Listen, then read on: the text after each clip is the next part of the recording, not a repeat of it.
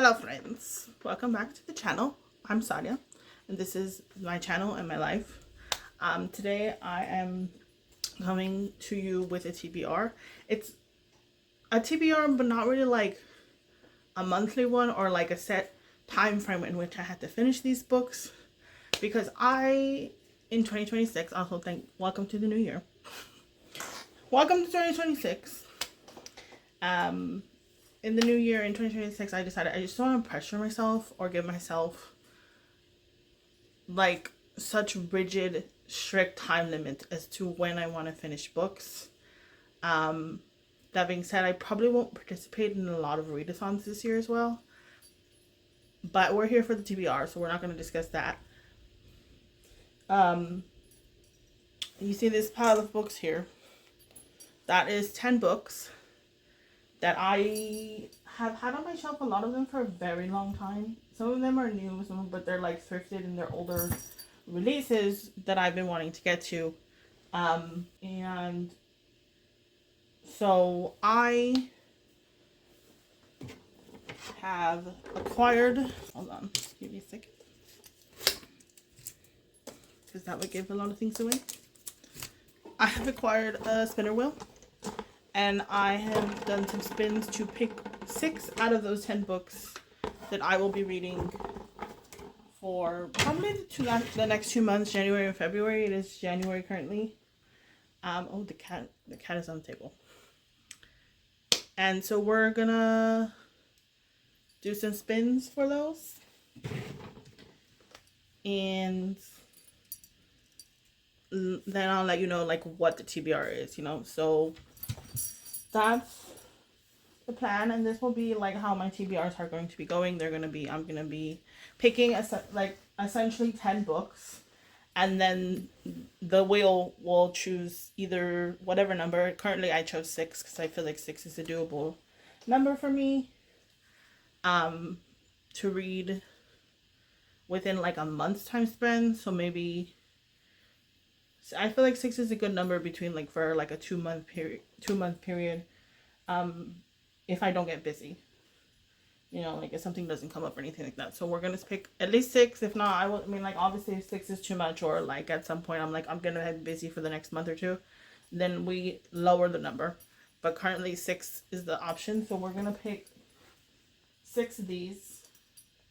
So I will leave you now and you will go see what we spun for the first spin.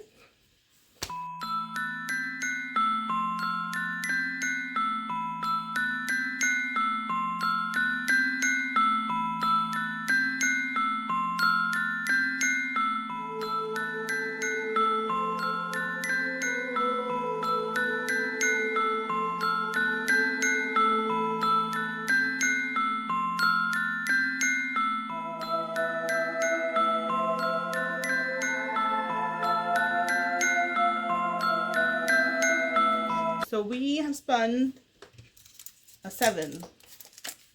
And book number 7.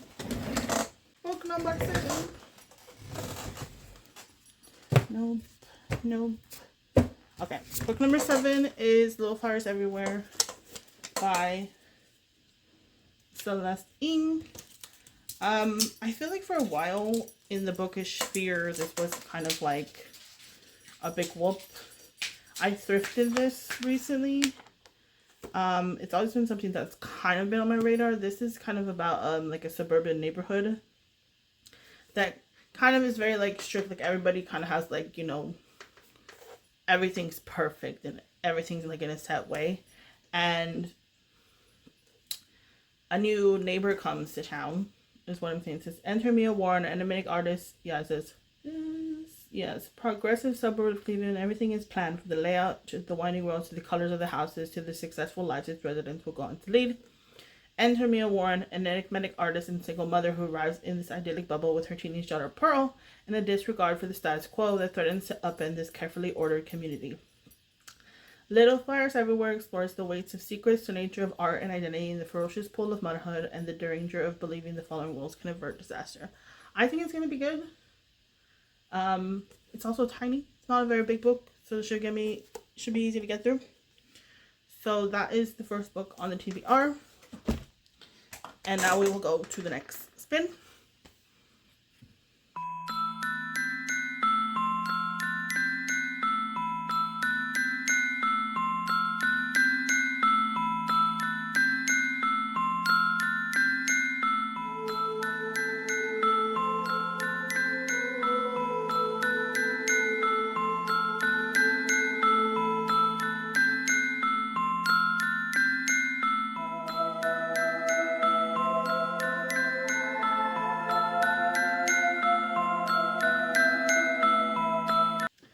So for the second spin, we spun a 9.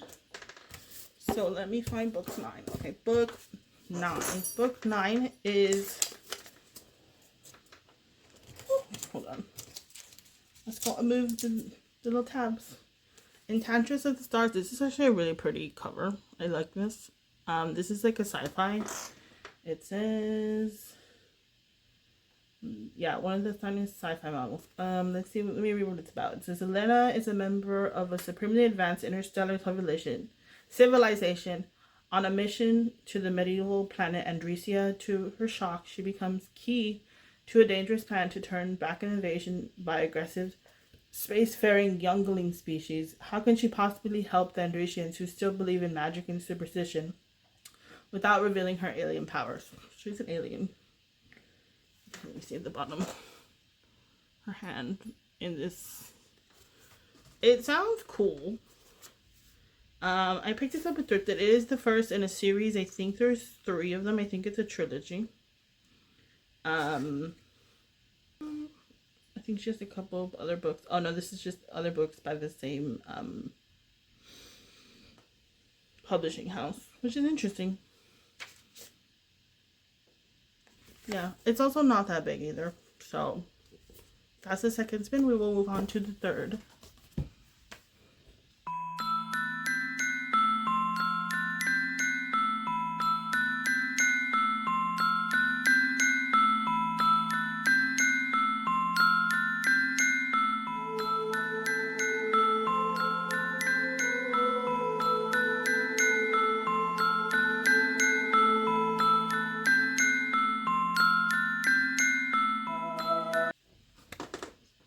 So for the third spin, we spun a 4.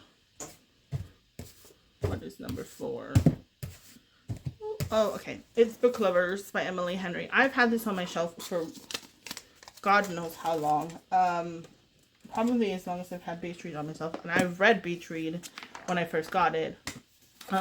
It is a little bit water damaged because at some point someone or me or the cat maybe spilled water near it. It wasn't like completely covered. I think a couple of other books got damaged, but this one was like a little bit further away, so it's just a little bit of the pages.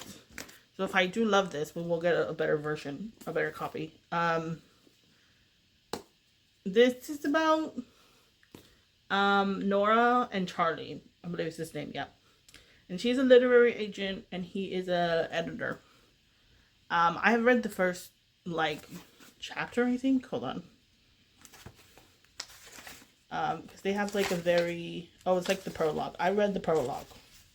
And they have a very intense first... Well, I don't know if it's their first meeting. I think they kind of know each other because obviously they're in the same like bookish sphere and world.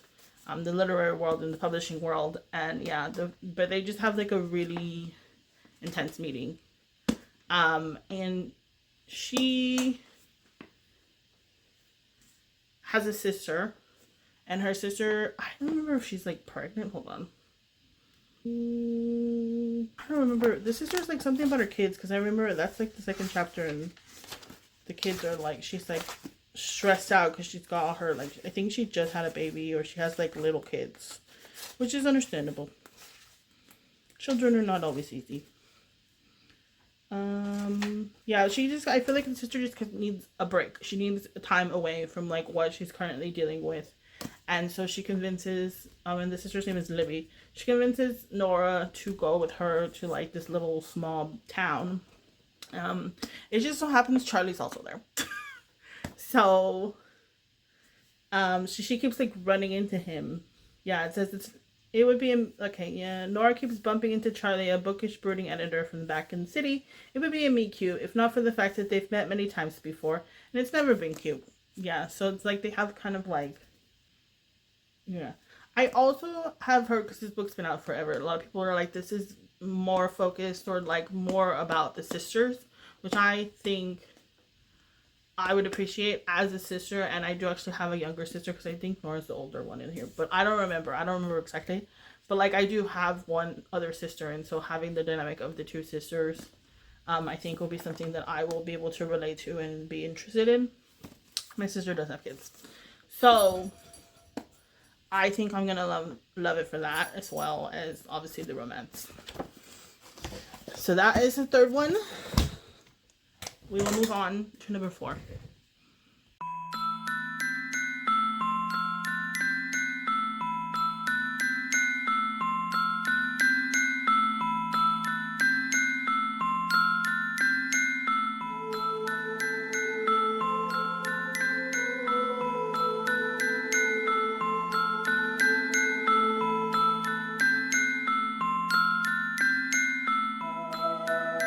So for number 4, we rolled a 1, which is Days of Blood and Starlight by Laini Taylor.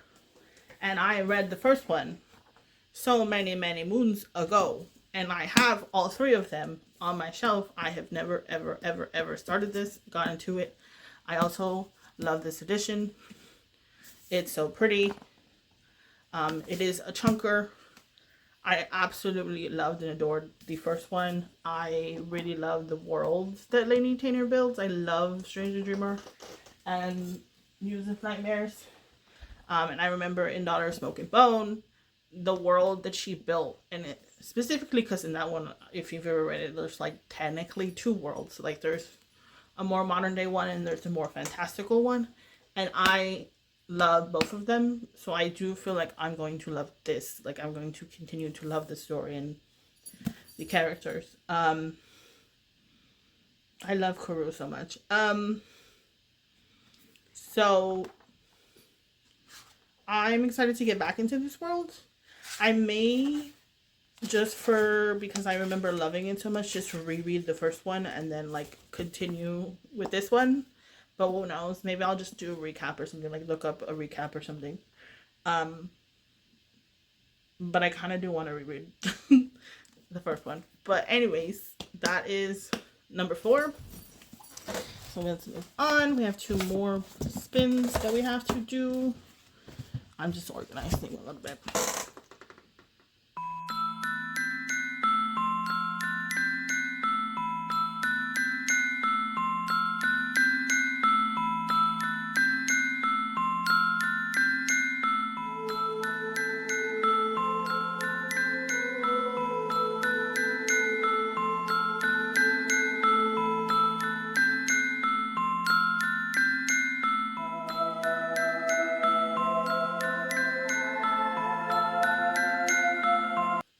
So spin number 5 ended up being number 8, and that is Deep End by Ali Hazelwood with these beautiful spread edges. I read Bride by Ali Hazelwood. Ooh. Oh. I love that. Oh. Okay. I didn't hate that book. I do feel like the beginning of that one, that's like a paranormal romance. This is a contemporary. But the writing was good. And the beginning part of that book, I very have issues. Like I don't have issues with it. I just feel like it was very slow. And then I did end up loving in the end. So I'm excited to read something else from her. This is about a competitive diver and an ace swimmer jump into forbidden waters in this steamy college romance. This is really the only one outside of Bride that I've ever been interested when I read the synopsis to it. All the rest of them I'm like, I don't know about that. So this one is about Scarlett Vandermeer, swimming upstream, a junior at Stanford, and a student athlete who specializes in platform diving. Scarlett prefers to keep her head down, concentrating on getting into med school and on recovering from an injury that almost ended her career. She has no time for relationships At least that's what she tells herself. Swim captain, the world champion, and all-around aquatics golden boy, Lucas Bloomquist, thrives. I don't know if that's how you say his name because it's spelled weird, but I'm assuming that's what it says. Thrives on discipline. It's how he wins gold medals and breaks records. Complete focus with every stroke. On the surface, Lucas and Starlet have nothing in common until a well-guarded secret slips out and everything changes. So they started an arrangement. As the pressure leading to the Olympics heats up, so does their relationship. It was supposed to be just temporary, mutually satisfying thing. But when staying away from Lucas becomes impossible, Scarlett realizes that her heart might be treading into dangerous water. That sounds really good. I'm excited about that. I absolutely do love these colors together, and I love the spread edges. So even if I hate it, I might just keep it because it's pretty. Oh, I do love the look. The top of the chapters are like the water. That's cute. I just feel like I might end up actually really liking this. And if we do, maybe we'll read one of her other books. I don't know. I do also want to read I have Bride on my shelf. Bride has a sequel called Mate, and I do think I'm going to like that one a little bit better, so I do want to read that one. So if I really love this or we like this, I will end up probably getting Mate. Okay, so one more spin. I'll be back with that spin.